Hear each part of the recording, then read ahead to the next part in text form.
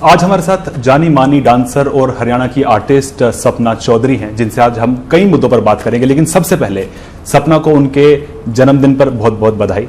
आपने हाल ही में अपना जन्मदिन मनाया। शुक्रिया। मैंने ऐसा जन्मदिन पूरी जिंदगी नहीं बनाया है। मैं 6 दिन से सेलिब्रेट कर रही हूँ, अब भी खत्म नहीं हो रहा है। कल भी केक काटूंगी। तो इतना बड़ा, इतना यूथ जन्मदिन मेरा कभी नहीं मना है। तो शुक्रिया सभी का। मेरे को बहुत विश आई, बहुत गिफ्ट आए और बहुत ब्लेसिंग्स थी फ़ोन पर, इंस्टा पर, फेसबुक पर। तो सभी का थैंक यू। अब आप हरियाणा से हैं, जहां पर कंजर्वेटिव सोसाइटी है, लड़कियों को बहुत ज़्यादा इक्वलिटी नहीं मिलती है किसी भी फील्ड में। वहां पर आपने डांस के जरिए अपनी पहचान बनाई, कितना मुश्किल था? सर ये इतना मुश्किल था जितना रेगिस्तान में मछली ढूंढना। लेकिन कहा करते हैं ना कि अगर आप चलते रहते हैं तो शायद रेगिस्तान में भी आपको कहीं ना कहीं पानी मिल ही जाएगा। जी। तो वही कहानी मेरे साथ हुई। हाँ, पहले चोट लगा करती थी, दर्द हुआ करता था, क्योंकि हूँ तो एक लड़की कि लोग ऐसे क्यों बोलते हैं, लोग ऐसे क्यों करते हैं, क्या लोगों को समझ में नहीं आता। फिर मैं सोचती थी क्या सब लोग मेरे जैसे नहीं हो सकते, सब लोगों की सोच मेरे जैसी नहीं हो सकती। लेकिन धीरे धीरे मुझे एहसास हुआ कि अगर जिंदगी और सब लोग एक जैसे हो जाएंगे तो आलू जैसे नहीं हो जाएंगे, कहीं पर भी कोई भी पहचान में नहीं आएगा। तो ज़रूरी है, यहाँ पॉजिटिविटी भी बहुत ज़रूरी है, नेगेटिविटी भी बहुत ज़रूरी है। और कहीं ना कहीं ये एहसास है मेरे चारों तरफ कि मेरी सक्सेस के पीछे उनका हाथ तो है ही, जो मुझे प्यार करते हैं, मुझ पे भरोसा करते हैं, जिन्होंने मुझे देखा। जी। उनसे कहीं ज्यादा हाथ उन लोगों का जो मुझे गाली बकते हैं, जो मुझे पसंद नहीं करते हैं। क्योंकि कहीं ना कहीं उन्हीं लोगों से मुझे एक स्टेमिना मिलता है कि और करना है, और करना है, और करना है। तो शायद उनको जवाब देने के लिए मैं बढ़े जा रही हूँ। तो मेरे ख्याल से उनका मुझे ज्यादा शुक्रिया अदा करना चाहिए। बात करें हरियाणा की, आप हरियाणा के लिए क्या करना चाहती हैं? आप हरियाणा से हैं और खासकर लड़कियों के लिए। खासकर लड़कियों के लिए मैं कभी कुछ नहीं करना चाहूंगी। ऐसा क्यों? क्योंकि मेरा मानना है कि एक लड़की लड़के से ज्यादा स्ट्रांग होती है, चाहे वो इमोशंस हो, चाहे वो उसका स्ट्रगल हो, किसी भी चीज में, पढ़ाई में, आप स्पोर्ट्स में ले लीजिए, आप एनर्जी में ले लीजिए, घर के काम में ले लीजिए। तो लड़कियां अपने आप ट्रेंड सेट कर सकती हैं। बस किसी की नकल ना करो, अपना करो, कुछ भी करो, सिर्फ अपना करो। उनको किसी चीज की जरूरत नहीं है। हाँ, कोई अगर ये समझता हो कि मैं अंदर से कमजोर हूं, मैं वीक हूं, तो शायद ये उनका माइनस पॉइंट होगा। हाँ, ये मैं जरूर कहना चाहूंगी कि हरियाणा में मेरी बड़ी दिली इच्छा है, 3-4 साल से मैं इस चीज पे काम कर रही हूँ, क्योंकि 11-12 साल हो गए काम करते करते, और एक एक चीज देखी है मैंने, चाहे वो हरियाणा का फील्ड हो, चाहे यूपी का एंटरटेनमेंट फील्ड हो। एक राइटर पूरी जिंदगी लिखते लिखते मर जाता है, उसको कुछ नहीं मिलता। एक म्यूजिशियन पूरी जिंदगी म्यूजिक बनाता बनाता मर जाता है, उसको कुछ नहीं मिलता। हम शायद इसीलिए पॉपुलर हैं क्योंकि आज डिजिटल बहुत स्ट्रांग है, लोग हमें देख पाए, लोग हमें सराह पाए। उनको कौन सराहेगा? उनको कहाँ से मिलेगा? उनका इनकम सोर्स क्या है? कुछ भी नहीं। मैं बस ये चाहती हूँ कि हरियाणा में 2500, 3000, 4000 गज मुझे एक बस प्लॉट मिल जाए, वो भी मुझे सरकार अलाउ कर दे। बात चल रही है, देखिए कब तक होगा। उसमें मैं एक अलग अलग चीज बनाना चाहती हूँ, एक स्टूडियो लगाना चाहती हूँ, एक म्यूजिक ट्रेंड उसमें टीचर रखना चाहती हूँ, यंग आर्टिस्ट के लिए, ताकि किसी के पास जाके ये नहीं बोलना पड़े कि मुझे सिखा दो, प्लीज मुझे ट्रेंड कर दो। क्योंकि ट्रेंड आप अंदर से होकर आए हैं, आपके अंदर काबिलियत है कि आप बैठ के किसी को भी सिखा सकते हैं। अगर ये चीज हो गई तो मेरे ख्याल से फ्री ऑफ कॉस्ट वहां पे लोग सीखेंगे। आप करो जो आपका मन करता है। आपका म्यूजिक बनाने का मन है, आप अपॉइंटमेंट लो, स्टूडियो में जाओ, म्यूजिक बनाओ, आपका अपना है। कोई किसी को रोके ना, टोके ना। क्योंकि ये चीज मैंने भी देखी है। मैं जब एज ए डांसर परफॉर्म करती हूँ तो कहीं ना कहीं 2-4 डांसर शायद मेरे से जलती भी होंगी, 3-4 डांसर्स को मेरे पे प्राउड होता होगा। तो ऐसा मेरे अंदर भी है कि अगर शायद मैं उनकी जगह पे होती, मुझे भी जेलसी होती, ये सच्ची बात है। लेकिन अगर ये नहीं हुआ तो बहुत लोग खत्म हो जाएंगे, बहुत लोग खत्म हो जाएंगे। हरियाणा में कोई काम नहीं करेगा, क्योंकि अगर हम काम करते हैं, मैं नाम नहीं लूँगी, एक हमारे राइटर हैं, हाल ही में उनका इंतकाल हुआ है। अच्छा। उन्होंने, मैं तो कुछ भी नहीं हूँ, मुझे 12 साल हुए हैं, उन्होंने शायद 25 साल हरियाणा के लिए लिखा।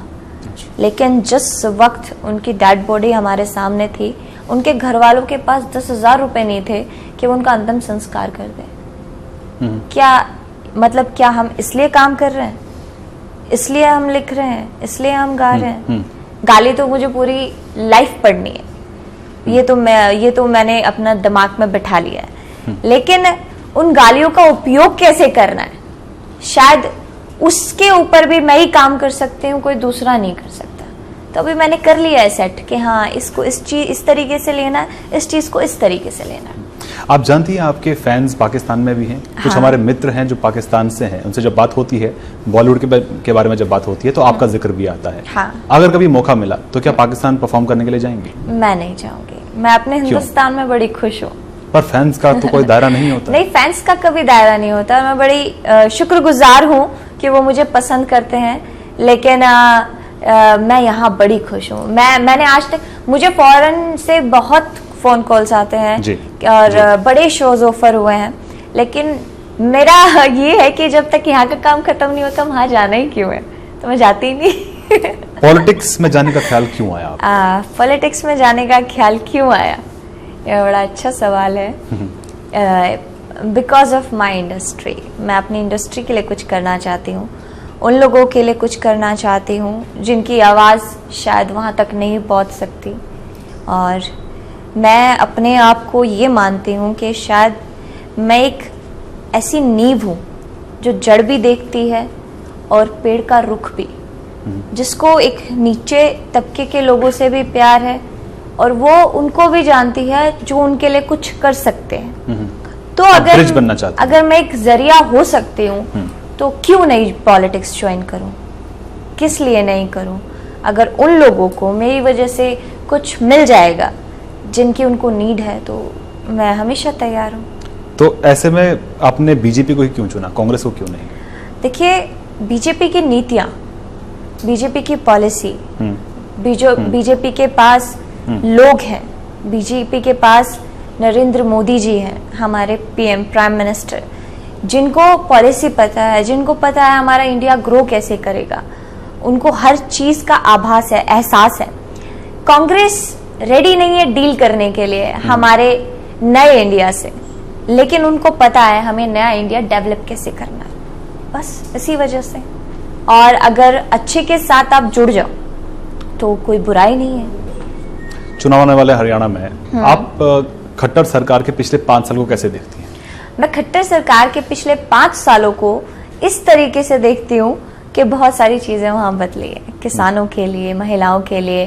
पहले बड़े दंगे फसाद हुआ करते थे और सुनवाई नहीं हुआ करती थी, महिलाओं की सुनवाई नहीं हुआ करती थी। अब बड़ी चीज़ें हैं, चाहे आप कानून को लेके देखिए, सफाई को ले जाके देखिए, व्यवस्था को ले जाके देखिए, तो बहुत सारी चीज़ें बदली हैं और खट्टर सरकार पर भरोसा है। वो बात करते हैं 60-70 सीट की, मैं कहती हूँ 80 सीट तो आएंगी आएंगी। अच्छा, अगर आपको एक दिन के लिए मुख्यमंत्री बना दिया जाए तो क्या करेंगे हरियाणा के लिए?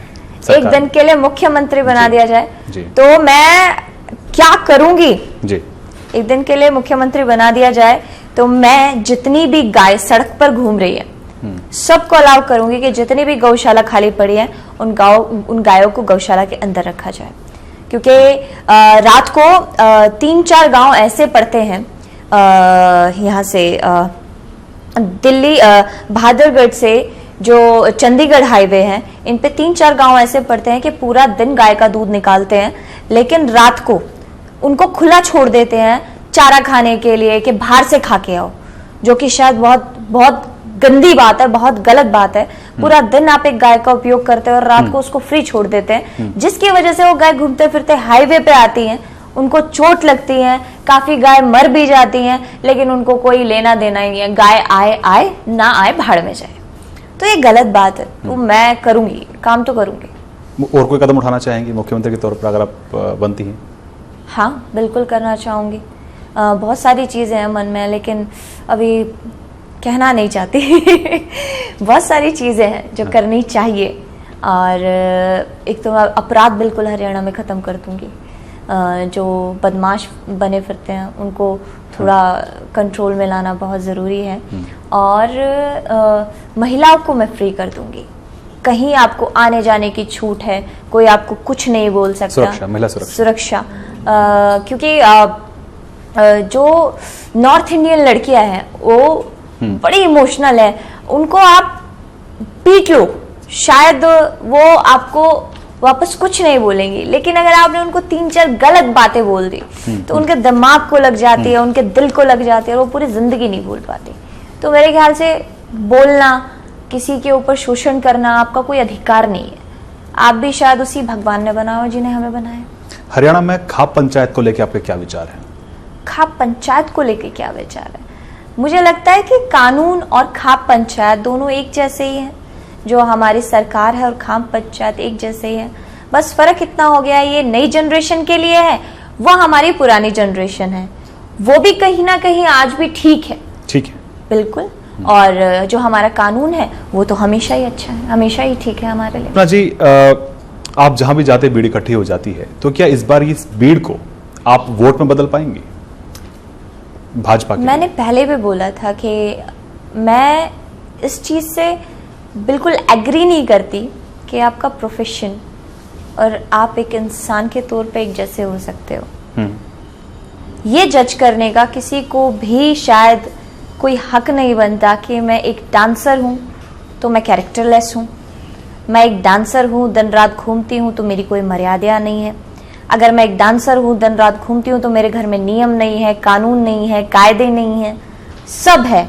और मेरे ख्याल से आप लोगों से ज्यादा है जो ये नियम, कानून, कायदे, कैरेक्टरलेस की बातें करते हैं। शायद इनसे मैं कहीं 15-20 गुना ज्यादा बढ़कर ही होंगी, घटकर नहीं हूं। तो वोट में तब्दील करने के लिए आपका प्रोफेशन जरूरी नहीं है। भीड़ को वोट में तब्दील करने के लिए जरूरी है कि आप काम क्या कर रहे हैं, आप इंसानी तौर पे कैसे हैं, आप पब्लिक से डील कैसे करते हैं, आप उनका दिल जीत पाते हैं नहीं जीत पाते, उनके लिए काम कर पाते हैं या नहीं कर पाते। उसके लिए पब्लिक को मौका देना पड़ता है और ये मौका पब्लिक के हाथ में। अगर वो मुझे मौका देती है तो शायद मैं करके दिखाऊंगी या नहीं दिखाऊंगी वो तो मैं कह नहीं सकती, लेकिन ये जरूर कहूंगी कि मेरे लिए मायने नहीं रखती कि मैं किस पोस्ट पे हूं। मेरे लिए मायने रखता है कि मैं उस पोस्ट को अच्छे तरीके से रख पा रही हूँ, लोगों के लिए काम कर पा रही हूँ या नहीं कर पा रही हूँ, एक एक बंदे की सुन पा रही हूँ। और सबसे जरूरी बात कि अपने काम को लेके मैं उस पोस्ट को टाइम दे पा रही हूँ, वो वक्त दे पा रही हूँ, नहीं दे पा रही हूँ। कई नेता ऐसे होते हैं जो अपनी पोस्ट लेके, या कई आर्टिस्ट ऐसे होते हैं जो अपनी पोस्ट लेके पीछे हट जाते हैं, किसी को कुर्सी पे बिठा देते हैं, लीजिए आप अपना काम संभालिए, हम अपने वापस इसी इंडस्ट्री में बड़े खुश हैं। तो ये शायद पब्लिक के लिए बड़ा गंदा अत्याचार है मेरे ख्याल से। वो आपको इतने मन से, अपने दिमाग से, अपने दिल से एक वोट देकर उस सीट पे बिठाते हैं, क्या इसलिए कि आप उधर कहीं और किसी और को बिठा दीजिए कि आप हमारा काम संभालिए? ये सरासर गलत है। आपने मार्च में प्रियंका गांधी से मुलाकात की थी, बाद में खबर आई कि आपने कांग्रेस ज्वाइन कर ली, फिर आपको अगले दिन सफाई देनी पड़ेगी प्रेस कॉन्फ्रेंस के जरिए। नहीं, अगले दिन क्यों, मैं तो 4-5 दिन में मीडिया के पूरे मजे लेके कॉन्फ्रेंस किया मैंने। हुआ क्या था? ये हुआ था, हालांकि मेरा बड़ा गहरा ताल्लुक है मीडिया वालों से, और मैं हमेशा कहती हूँ कि जो मैंने कहा वो सच है, जो मैंने नहीं बोला वो कभी मत छापिएगा, कभी मत बोलिएगा। और उस वक्त भी यही हुआ, मैंने ना कोई अनाउंसमेंट की। अगर मैं कांग्रेस ज्वाइन करती तो मैं शायद खुले में आके, जैसे मैंने बीजेपी के लिए अनाउंसमेंट की, पूरी प्रेस कॉन्फ्रेंस की, तो शायद मैं उसी तरह खुले में आके प्रेस कॉन्फ्रेंस करती, अनाउंस करती कि हाँ मैंने कांग्रेस ज्वाइन कर ली। लेकिन ऐसा कुछ था ही नहीं। वो मीटिंग थी प्रोफेशनल, काम को लेकर, लेकिन उसको तब्दील कर दिया गया कि पॉलिटिक्स ज्वाइन कर ली है, कांग्रेस में आ गई हैं, ये है वो है, फलान धमकान। तो तो मैं चलने दो क्योंकि आपके हाथ में एक सर्टिफिकेट दिखाई दिया था जो कांग्रेस ज्वाइनिंग का नहीं, सर्टिफिकेट। मुझे कोई एहसास ही नहीं था वो किस चीज़ का सर्टिफिकेट है, किस चीज़ का नहीं है। हालांकि मुझे ये ज़रूर बोला गया था कि मिलने के लिए साइन करने पड़ते हैं, तो आई विल साइन। मुलाकात किस बात को लेकर थी? प्रोफेशनल काम को लेकर हुई थी। कभी राहुल गांधी से मुलाकात हुई है आपकी? नहीं हुई। करना चाहेंगे भी मुलाकात? नहीं मिलना। अब तो खैर आप बीजेपी में हैं। नहीं मिलना नहीं है, और किस्मत की बात कोई कर नहीं सकता। कोई इंसान कहीं मिल जाए तो उसको ठुकरा नहीं सकते, लेकिन हाँ दिली इच्छा जरूर मैं जाहिर कर सकती हूँ कि मुझे नहीं मिलना। ऐसा क्यों? नहीं मिलना बस। अच्छा, आपने पर प्रियंका वाड्रा से मुलाकात के 2 दिन बाद ही मनोज तिवारी से आपकी मुलाकात हुई और उसकी तस्वीर उस वक्त वायरल हुई थी। मनोज तिवारी जी से मैं पिछले 4-5 साल से मिलते आ रही हूँ, as an artist, as an बच्ची, एज एन बहन, कुछ भी बोल सकते हैं आप, एज एन दोस्त। जब क्यों नहीं छापा, जब क्यों नहीं बोला किसी ने कि सपना चौधरी मनोज तिवारी से मिलती। मैं तो महीने भर में कम से कम 15 बार मनोज जी से मिलती हूँ। एज एन आर्टिस्ट मिलती है? एज एन आर्टिस्ट मिलती हूँ। अगर मैं किसी चीज़ में सक्षम नहीं हूँ, किसी चीज़ में मुझे नहीं लगता कि हाँ भाई मुझे इस चीज़ का एहसास नहीं है, मुझे इस चीज़ का पता नहीं है, तो मैं अपने बड़े से ही तो पता करूँगी जिसे उस चीज़ की नॉलेज हो। तो अगर मैं कुछ चीज़ें बात करने, पता करने या उनसे उनका एक्सपीरियंस लेने चले भी जाती हूँ तो उसमें बुराई क्या?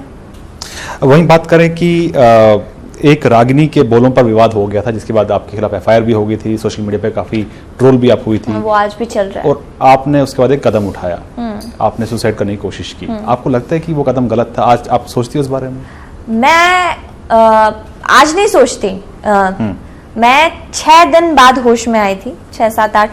मुझे आज एक्चुअली में सच में भी याद भी नहीं है। मैंने वो अपनी जिंदगी के 8 दिन खो दिए उस बेड पे लेट के। कोई आभास नहीं, कोई एहसास नहीं दुनिया में हूँ भी या नहीं हूँ।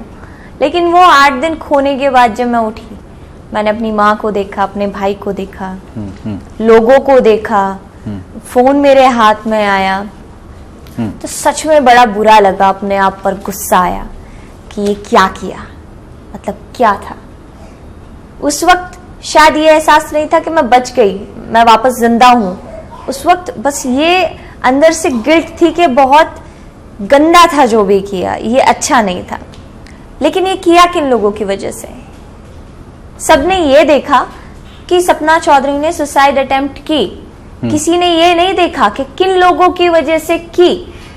आज भी साइबर सेल में वो पर्चे दर्ज हैं जिन लोगों ने मुझे उस वक्त शायद इतनी गंदी गंदी गालियां बकी हैं जो कोई लड़की बर्दाश्त नहीं कर सकती। इतने गंदे गंदे कमेंट्स किए गए।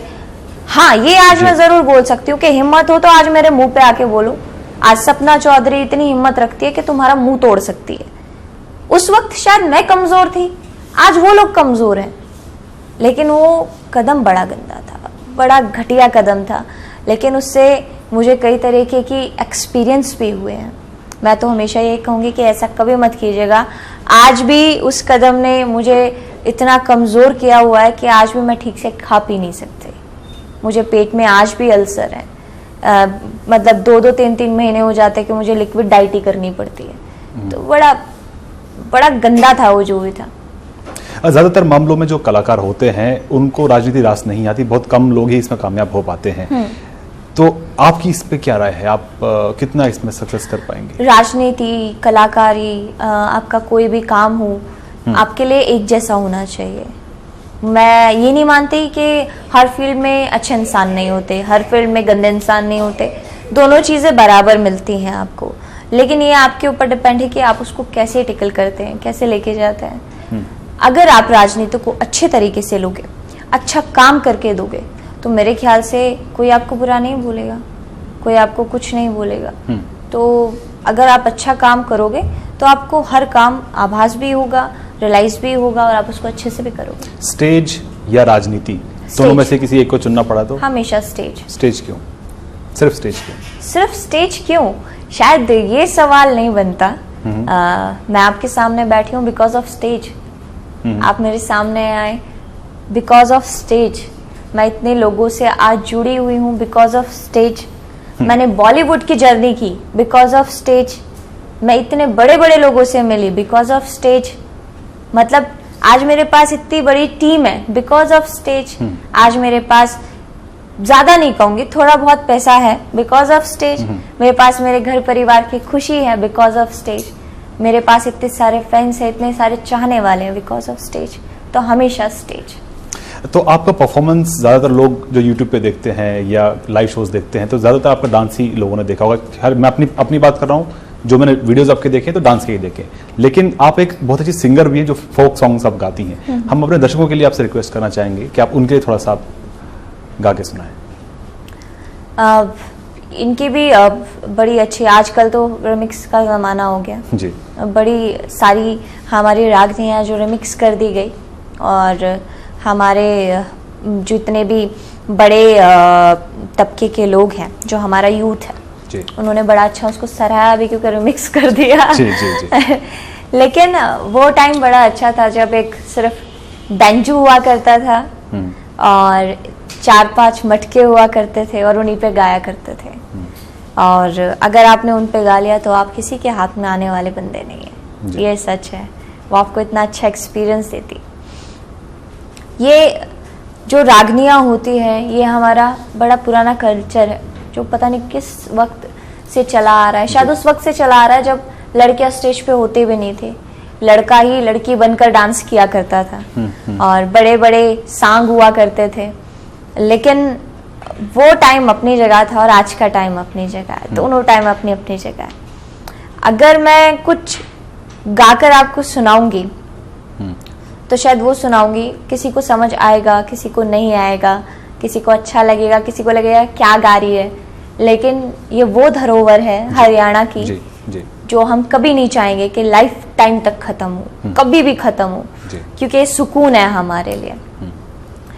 मैं हमेशा से एक रागनी गाती आती हूँ भगत सिंह की, और हर एक रागनी के पीछे एक स्टोरी है जी। इस रागनी के पीछे स्टोरी है कि जिस वक्त भगत सिंह को फांसी की सजा सुना दी जाती है, आखिरी 3-4 घंटों के दौरान उनकी माँ उनसे मिलने आती है जी, जी।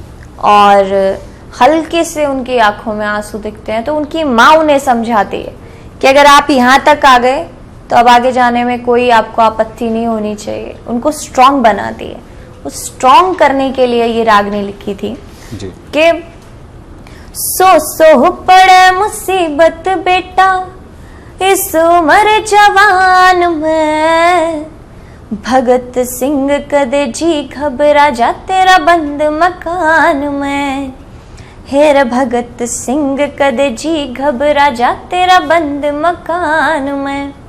कहने का मतलब है कि बहुत मुसीबतें आती हैं जब आप अपनी जवानी में होते हो जी, लेकिन इन मुसीबतों से टकराना आपको पड़ता है, कोई और आके नहीं टकराएगा।